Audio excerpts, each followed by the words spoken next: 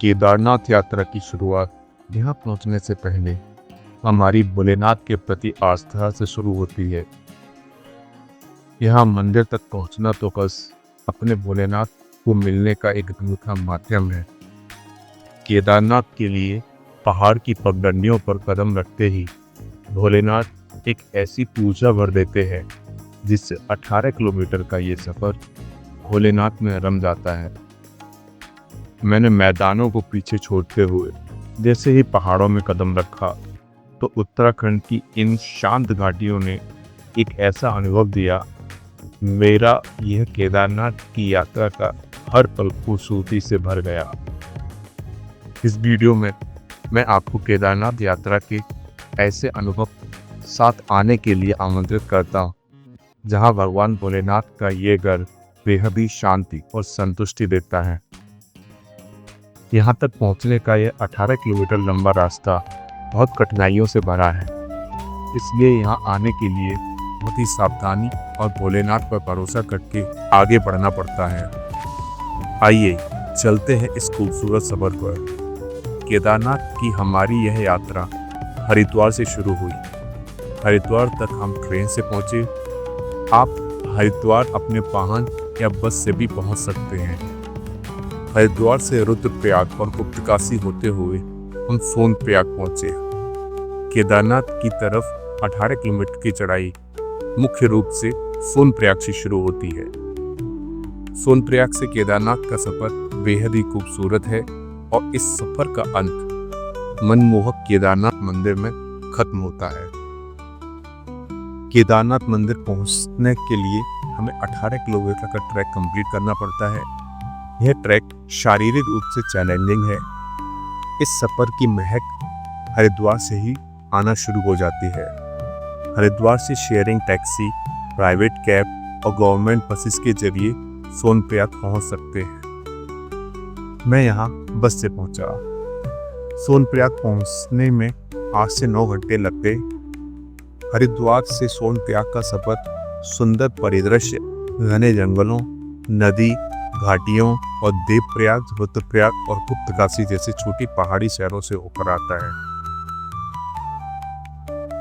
Private taxi से आप सोनप्रयाग तक पहुंच सकते हैं। यहाँ पीक सीजन के दौरान बहुत भीड़ होती है, इसलिए केदारनाथ के ट्रैक की शुरुआत हमने सुबह 4 बजे की।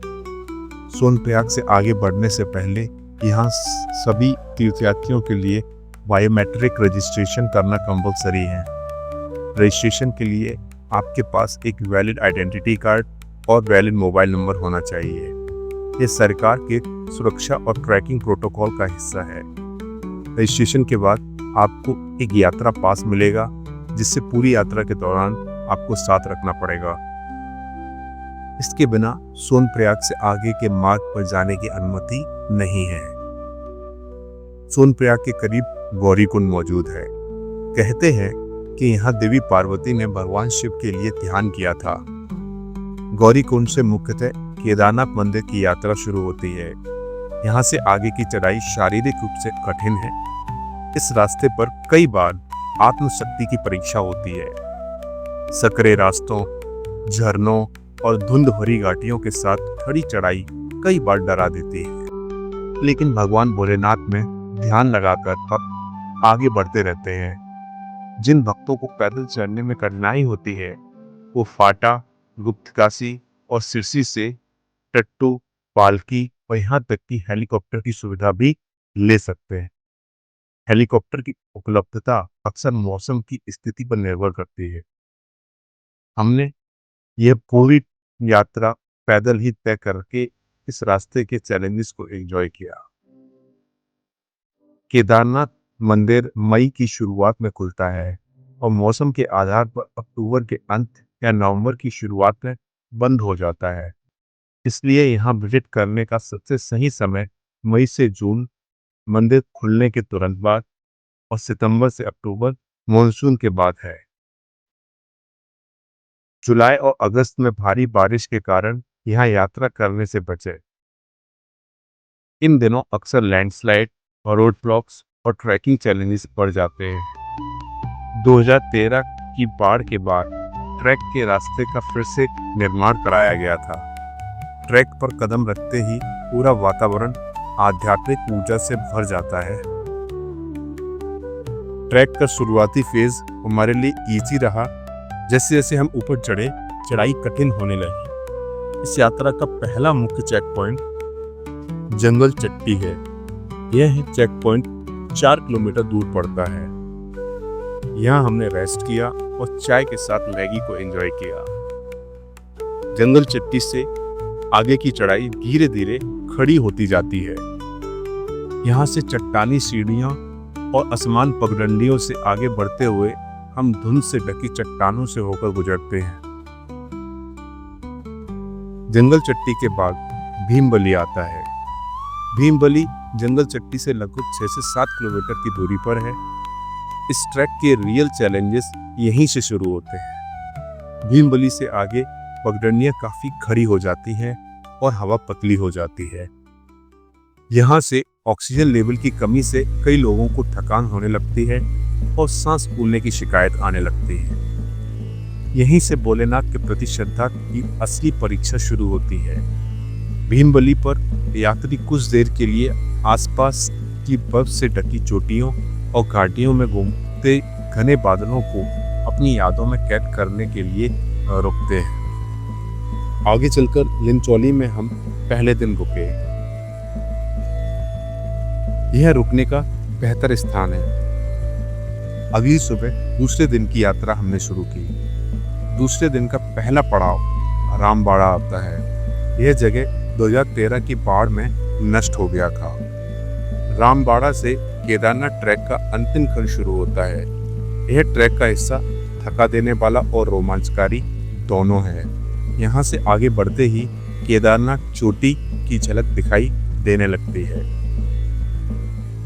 रामबाड़ा से अंतिम चरण की इस चढ़ाई का अंत, इस रोमांचक चरण की पूरी थकान केदारनाथ मंदिर के प्रकट होने के बाद खत्म हो जाती है।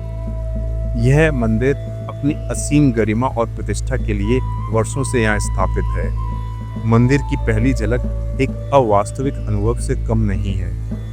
इस नज़ारे ने एक पल के लिए मुझे वहीं रोक दिया।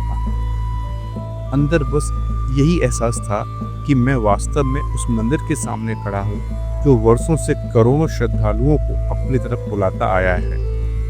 यह एहसास मेरा ही नहीं, बल्कि जब मैंने नजर घुमाकर देखा तो उन सभी नजरों से बयां हो रहा था जो मेरी ही तरह नम थी और भोलेनाथ का धन्यवाद कर रही थी। केदारनाथ मंदिर का आंगन पत्थर की संरचनाओं से घिरा हुआ है। 3583 मीटर की ऊंचाई पर यह मंदिर बेहद मजबूत और अविचल है। यहाँ भीड़ को मैनेज करने का सिस्टम मुझे बहुत ही अच्छा लगा। यहाँ सिक्योरिटी गार्ड और स्वयं सेवक बैरिकेड लगी कतारों से होकर मंदिर के द्वार की ओर धैर्यपूर्वक पहुंचने की व्यवस्था बनाते हैं, जिससे यहाँ पहुंचने वाले हर भक्त को भोलेनाथ के दर्शन मिले। हम यहाँ सुबह सूर्योदय से पहले पहुंच गए थे, जिससे हमें भोलेनाथ के बेहतरीन दर्शन का लाभ मिला। मंदिर के प्रवेश द्वार पर आपका स्वागत मंदिर का मुख्य गर्भगृह करता है। यही गर्भगृह में शंक्वाकार शिवलिंग विराजमान है। भीड़ के कारण मंदिर के अंदर दर्शन संक्षिप्त हो सकते हैं, लेकिन बहुत ही प्रभावशाली होते हैं। गर्भगृह टिमटिमाते तेल के दियों से मंद रोशनी में जगमगाता है और घी, धूप और फूलों की सुगंध हवा में महकती है। पुजारी रुद्राभिषेक करते हैं और तीर्थयात्री धीमे धीमे स्वर में मंत्रोच्चार करते हैं।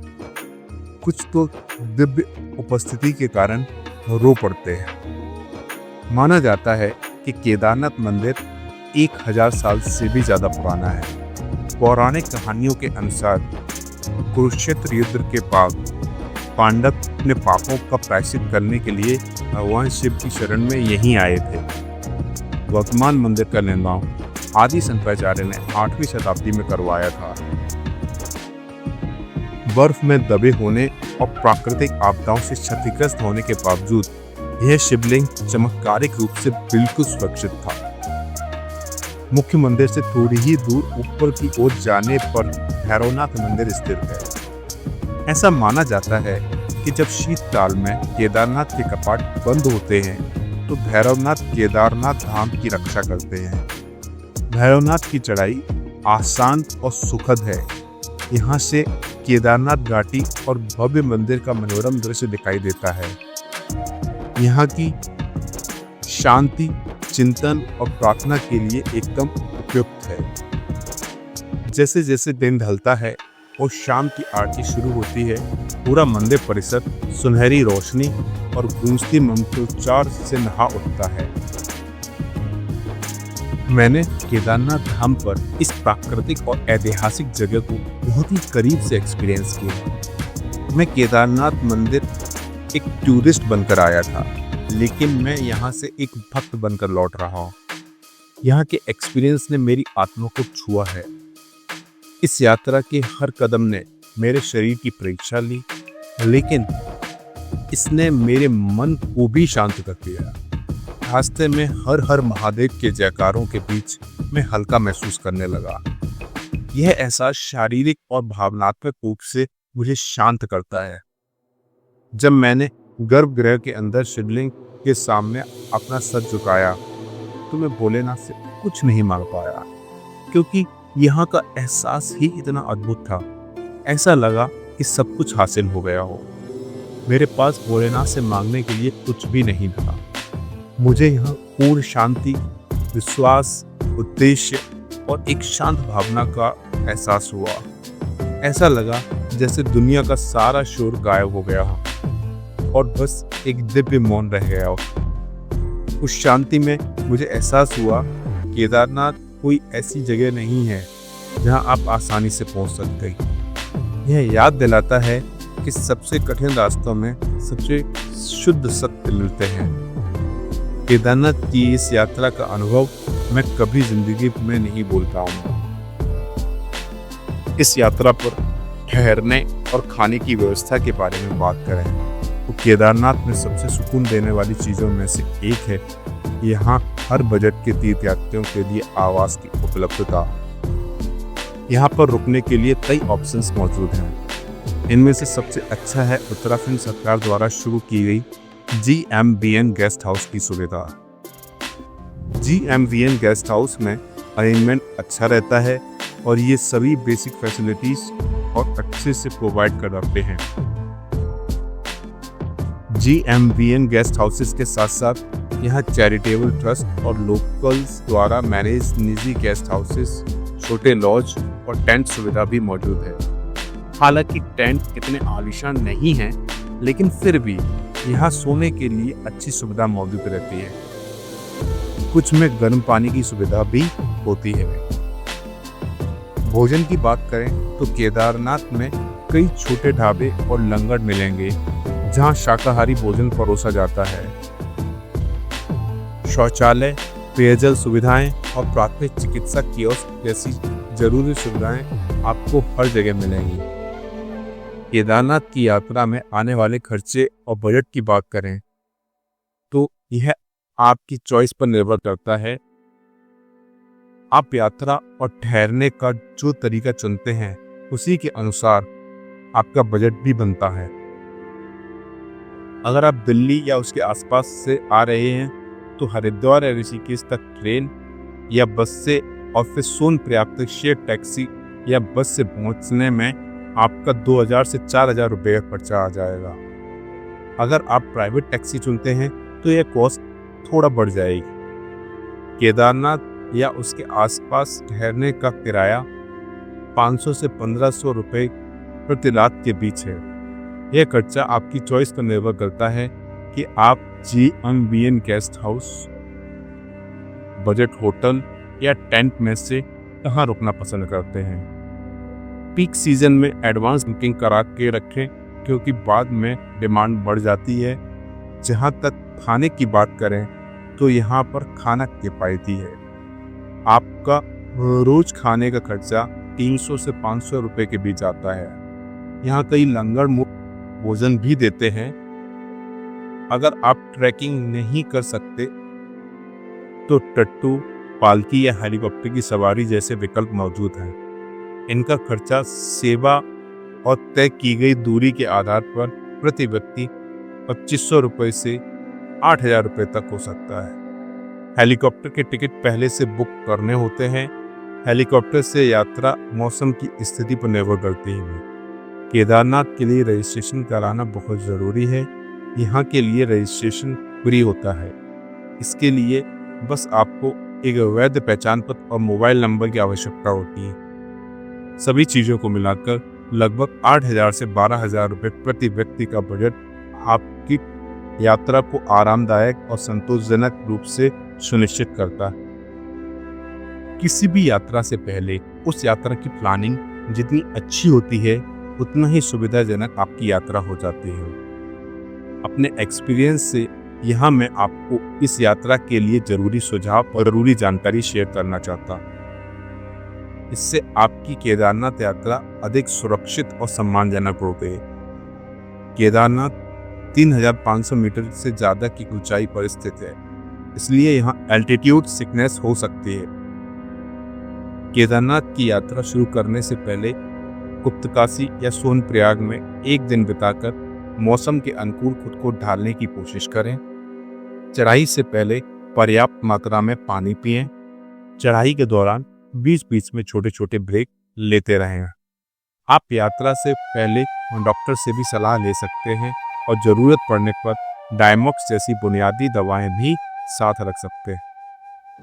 यहाँ आमतौर पर मौसम ठंडा रहता है। आपको इसके लिए गर्म कपड़े अपने साथ लेकर चलना पड़ेगा। पहाड़ों पर बारिश का कोई समय नहीं होता, तो ऐसे अनएक्सपेक्टेड चेंज के लिए रेनकोट और वाटरप्रूफ जैकेट अपने साथ रखें। Torch light, power bank, dry fruits, energy bar और एक पानी की बोतल आपको इस ट्रैक में मदद करेंगे। इतने लंबे ट्रैक के लिए ट्रैकिंग शूज आपकी बहुत हेल्प करें। केदारनाथ में मोबाइल नेटवर्क की अवेलेबिलिटी लिमिटेड है, इसलिए कैश इन हैंड रखें। अपने करीबियों को एडवांस में इन्फॉर्म कर दें। केदारनाथ बहुत ही पावन जगह है। यहाँ कूड़ा न फैलाएं। यूज़ किया हुआ डस्ट अपने साथ रखें और डस्टबिन मिलने पर उसी में डालें। यहाँ मौजूद लोकल इंस्ट्रक्शन और मौसम संबंधी चेतावनियों को फॉलो करें। यह ट्रैक फिजिकली चैलेंजिंग है, इसलिए धीरे धीरे आराम करते हुए आगे बढ़ा। इन्हीं बातों के साथ इस केदारनाथ धाम की यात्रा के अंत की तरफ बढ़ते हैं। केदारनाथ ने हर कदम हमारे धैर्य की परीक्षा ली है। केदारनाथ दर्शन के बाद मन भक्ति से भर गया है। उत्तराखंड की घुमावदार सड़कों से लेकर पहाड़ी पगडंडियों के अंतिम पड़ावों तक यहाँ का हर पल आस्था में डूबी एक याद है।